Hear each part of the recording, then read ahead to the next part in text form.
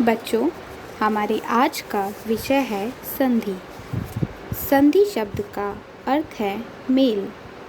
दो निकटवर्ती वर्णों के परस्पर मेल से जो परिवर्तन होता है उसे संधि कहते हैं। अर्थात संधि का एक अर्थ जोड़ना भी होता है, अर्थात दो स्वरों को आपस में जोड़ने से जो परिवर्तन आए उसे स्वर संधि कहते हैं। जैसे उदाहरण के तौर पे भानु प्लस उदय, प्लस से पूर्व और प्लस के उपरांत उ और ऊ को मिलाने से जो दो वर्णों में परिवर्तन आया है उसे संधि कहते हैं और इस परिवर्तन से भानु उदय शब्द बना है। संधि मुख्यतः 3 प्रकार की होती है: स्वर संधि, व्यंजन संधि और विसर्ग संधि। तो बच्चों, आज हम स्वर संधि के विषय में पढ़ेंगे। स्वर संधि। स्वर संधि का अर्थ है दो स्वरों का मेल होना।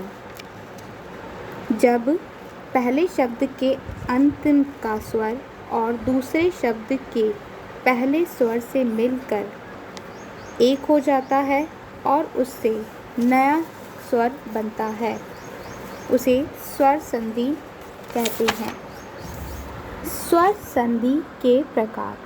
स्वर संधि मुख्यतः 5 प्रकार की होती है: दीर्घ संधि, गुण संधि, वृद्धि संधि, यण संधि और आयादी संधि। दीर्घ संधि। नाम से ही पता चलता है, दीर्घ अर्थात बड़ा आदेश होना। ह्रस्व अर्थात छोटा, दीर्घ अर्थात बड़ा। जब ह्रस्व या दीर्घ स्वरों के आपस में मिलने से उनमें जो विकार आता है अर्थात दीर्घ आदेश जो होता है उसे दीर्घ संधि कहते हैं। जैसे उदाहरण के तौर पे अ, आ के उपरांत अगर समान स्वर अ या आ आए तो दोनों स्वर मिलकर एक दीर्घ आदेश बनाते हैं आ। उसी तरह छोटी ई बड़ी ई मिलकर बड़ी ई आदेश होता है। उसी प्रकार छोटा ऊ बड़ा ऊ के उपरांत अगर समान स्वर ऊ आए तो एक बड़ा आदेश होता है। उदाहरण के तौर पे जैसे देखिए बच्चों, महिष। महिष में प्लस से पूर्व बड़ी ई और प्लस के उपरांत बड़ी ई बड़ी ई दोनों मिलकर एक दीर्घ आदेश हुआ बड़ी ई, जिससे दोनों स्वरों के दीर्घ संधि में मुख्य पहचान यह है, दोनों स्वरों की समानता होनी चाहिए। मात्राओं में भिन्नता हो सकती है लेकिन स्वरों की वर्णों की जो है वो समानता होनी चाहिए। जैसे आ के आगे छोटा अ भी आ सकता है, बड़ा आ भी आ सकता है, लेकिन स्वरों की क्या होनी चाहिए, समानता होनी चाहिए। ऐसा नहीं कि आ के आगे क्या आ जाए, ई या ऊ आ जाए। वर्णों की भिन्नता नहीं होनी चाहिए, स्वरों की समानता हो सकती है। स्वर में छोटा ह्रस्व या दीर्घ आदेश जरूर हो सकता है। जैसे भानु प्लस उदय, लघु प्लस उर्मी लघुर्मी, वधु प्लस उत्सव वधु उत्सव। उसी प्रकार अन्य उदाहरण है हिम प्लस आलय, अ के आगे आ आकर क्या बना, हिमालय। विद्या प्लस अर्थी, आ के उपरांत अ दोनों मिलकर विद्यार्थी बने। उसी प्रकार छोटी ई बड़ी ई या छोटी ई और छोटी ई मिलकर बड़ा आदेश होता है। दीर्घ आदेश मतलब चाहे स्वरों की समानता में छोटी ई के आगे बड़ी ई आ जाए, छोटे ऊ के उपरांत बड़ा ऊ आ जाए, लेकिन स्वरों की क्या होनी चाहिए, समानता होनी चाहिए, तो उनमें दीर्घ आदेश होता है। उसी के बाद अन्य संधि है गुण संधि। गुण। इस संधि की पहचान के लिए आ के उपरांत अर्थात प्लस के पूर्व जो वर्ण है अ या आ के अलावा आ के अलावा अन्य कोई भी वर्ण नहीं होना चाहिए। आ के उपरांत अगर ई, छोटी ई, बड़ी ई, छोटा ऊ, बड़ा ऊ आए तो दोनों में इस प्रकार से परिवर्तन आता है। आप देख सकते हैं कि आ के बाद अगर छोटी ई, बड़ी ई आती है तो दोनों मिलकर ए आदेश हो जाते हैं, और आ के बाद छोटा ऊ, बड़ा ऊ हो तो दोनों मिलकर ओ आदेश हो जाते हैं। उसी प्रकार आ के उपरांत अगर री हो तो अर आदेश होता है। जैसे उदाहरण के तौर पे हम देखेंगे, नर प्लस इंद्र। मैंने आपको पूर्व में ही बताया था कि प्लस से पूर्व अगर अ या आ आए और प्लस के उपरांत ई या ऊ आए, स्वरों में जो वर्ण मात्राओं में भिन्नता हो सकती है, लेकिन स्वरों की क्या होनी चाहिए, अ, छोटी ई भी आ सकती है, बड़ी ई भी आ सकती है, तो परिवर्तन क्या आएगा, ए, नरेंद्र। उसी प्रकार आ प्लस इंद्र, आ के उपरांत अगर छोटा ऊ आए या बड़ा ऊ तो बनेगा महुर्मी, देवर्षि, महेशी। यही भी गुण संधि के ही अन्य उदाहरण है। इसी तरीके से वृद्धि संधि, वृद्धि नाम से ही पहचान होती है, वृद्धि करना, बढ़ोतरी करना। इसमें आ के बाद अभी तक हमने दीर्घ संधि में देखा कि दोनों तरफ क्या होनी चाहिए, स्वरों की समानता होनी चाहिए। गुण संधि में हमने देखा आ के उपरांत ई या ऊ आए। उसी तरीके से वृद्धि संधि में प्लस से पूर्व अ या आ ही होना चाहिए, और आ के बाद अगर ए या आई आता है तो आदेश होता है आई, वृद्धि करना, अर्थात चाहे छोटा आदेश आए, ह्रस्व आदेश आए या फिर दीर्घ आदेश आए, लेकिन वृद्धि करते हुए वर्ण होता है, आई हो जाता है। उसी प्रकार आ के बाद अगर ओ या औ हो तो क्या आदेश होगा, वृद्धि आदेश, अर्थात वृद्धि करता हुआ आदेश, तो औ आदेश हो जाता है। जैसे इसके उदाहरण के तौर पे देखिए, अ के उपरांत अगर ए आए तो आदेश होगा आई, तो बन गया 1 + 1 = 1। उसी तरह वा में क्या प्रकार स्वर सुनाई दे रहा है, आ का। आ के उपरांत अगर ए आता है तो दोनों मिलकर क्या आदेश बनाएंगे, आई का आदेश बनाएंगे। मतलब ये कि आ के अगर उपरांत ए आए या आई आए तो दोनों मिलकर एक वृद्धि आदेश करेंगे आई का। उसी प्रकार वनौषधि में भी यही हुआ है, अ के आगे ओ आया है लेकिन एक वृद्धि आदेश हो गया है औ।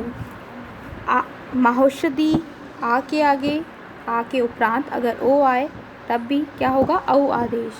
अर्थात मुख्यतः कहने का तात्पर्य यह है कि आ के आगे उपरांत अगर ए आए चाहे आई आए, आदेश वृद्धि आदेश होगा आई आदेश। आ के आगे अगर ओ आए या औ आए तो एक वृद्धि आदेश होगा औ। इसी क्रम में हम देखेंगे आगे यण संधि। यण संधि में इसमें ई के बाद कोई विजातीय स्वर होने पर ई के स्थान पर य हो जाता है, और ऊ के बाद कोई विजातीय स्वर ऊ के स्थान पर व हो जाता है। अर्थात देखिए, आप इसको बहुत ही सरल भाषा में समझ सकते हैं कि ई को जहाँ पर भी प्लस, अभी तक हमने बच्चों क्या पढ़ा था कि प्लस से पूर्व हमेशा क्या आएगा, कौन से स्वर आने चाहिए, अ या आई आने चाहिए। अब हमने अपने क्रम में परिवर्तन कर दिया। यण संधि में क्या हुआ कि गुण संधि में तो क्या होता था कि आ के आगे क्या आता था, ई या ऊ आए, उसी की ऑपोजिट संधि हो गई यण संधि। यण संधि में क्या हुआ कि प्लस से पूर्व आ के जगह पर क्या हुआ, ई ऊ आदेश आए, ई ऊ स्वर आए। देखिए, प्लस से पूर्व अगर छोटी वर्णों में, देखिए मात्राओं में भिन्नता हो सकती है। कई बार ये सवाल उठते हैं कि मात्राओं में यदि भिन्नता हुई तो मात्राओं में भिन्नता अगर हुई तो कोई मात्राओं में भिन्नता इनमें हो सकती है। तो देखिए, ई के बाद ई अगर आता है तो वो किस में परिवर्तित हो जाता है, य में हो जाता है। ऊ के बाद अर्थात प्लस से पूर्व अगर ऊ आए तो उसका परिवर्तन व में हो जाता है, री आए तो उसका परिवर्तन र में हो जाता है। जैसे उदाहरण के तौर पे देखिए, यदि प्लस अपि। देखिए प्लस से पूर्व क्या आ रहा है स्वर ई का, तो हमने आपको बताया ई किस में परिवर्तित हो जाएगा, य में। जहाँ भी प्लस से पूर्व छोटी ई आए चाहे बड़ी ई आए उसका परिवर्तन य में हो जाएगा। तो देखिए और यदि प्लस अपि और जो स्वर व्यंजन है वो क्या हो जाएगा, आधा हो जाएगा। तो आधा व्यंजन में हमेशा नीचे क्या आता है, हलंत लगाया जाता है। तो इसी तरीके से देखिए उदाहरण यद्यपि, इति प्लस आदि इत्यादि, नदी प्लस अर्पण नद्यार्पण, देवी प्लस आगमन देव्यागमन, अनु प्लस अय अन्वय। ठीक है बच्चों। अब इसी क्रम में देखिए सु प्लस आगतम, यण संधि का ही अन्य उदाहरण है कि स के नीचे उ की मात्रा आने पर उ को क्या बन जाएगा, व बन जाएगा और स व्यंजन आधा हो जाएगा तो बना शब्द स्वागत। उसी तरह अन्वेषण, पित्राज्ञा। बच्चों इसी क्रम में हम आगे देखेंगे अयादि संधि। स्वर संधि की अंतिम संधि जो है, अंतिम जो प्रकार है वो है अयादि संधि। अयादि संधि अर्थात देखिए अयादि संधि वृद्धि संधि का ही एक उल्टा अर्थात ऑपोजिट रूप माना जाता है।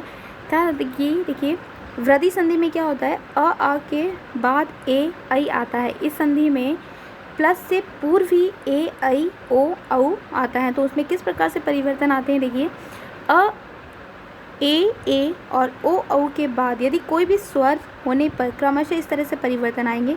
ए का परिवर्तन किस में हो जाएगा, अय में। फिर वृद्धि ऐ का परिवर्तन आय में। ओ अव और औ आव में परिवर्तन हो जाता है। तो बच्चों आप लोगों को ये जो चीज़ है परिवर्तन किस में होता है, ये चीज़ आपको बहुत अच्छी तरह से ध्यान में रखनी है। अगर आप ध्यान में रखेंगे तभी आप संधि को हल कर पाएंगे।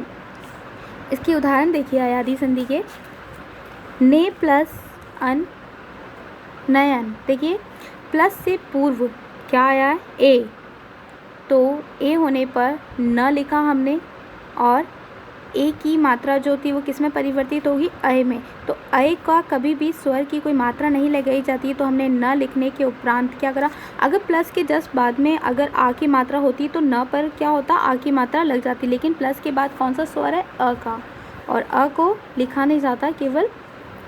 तो देखिए न अय का य और न, तो बना नयन। अब देखिए इसी क्रम में गई में क्या हुआ, हमने ग लिखा और जो ऊपर ऐ की मात्रा उसका परिवर्तन हमने किस में कर दिया, आय में। तो आय में देखिए ऊपर तो हमने आय में कोई मात्रा नहीं थी, लेकिन आय में क्या है, मात्रा है। तो ग के ऊपर किसकी मात्रा आ गई, आ की। फिर उसके बाद हमने लिखा य, और प्लस के बाद जो अक है, अगर यहाँ पर कोई मात्रा होती तो हम मात्रा लगाते, लेकिन यहाँ कोई मात्रा नहीं है इसलिए हमने क्या करा, य पर कोई मात्रा नहीं लगाई और अंतिम जो वर्ण है वो लिखा क। तो शब्द बना गायक। इसी तरीके से पवन, पौ प्लस अक पावक, नौ प्लस इक नाविक, ये शब्द बने हैं। तो बच्चों स्वर संधि का जो है, स्वर संधि 5 प्रकार की जो है हम लोग समझ चुके हैं। आगे व्यंजन संधि और विसर्ग संधि के भी अन्य रूप हैं, तो हम अगले पार्ट में समझेंगे।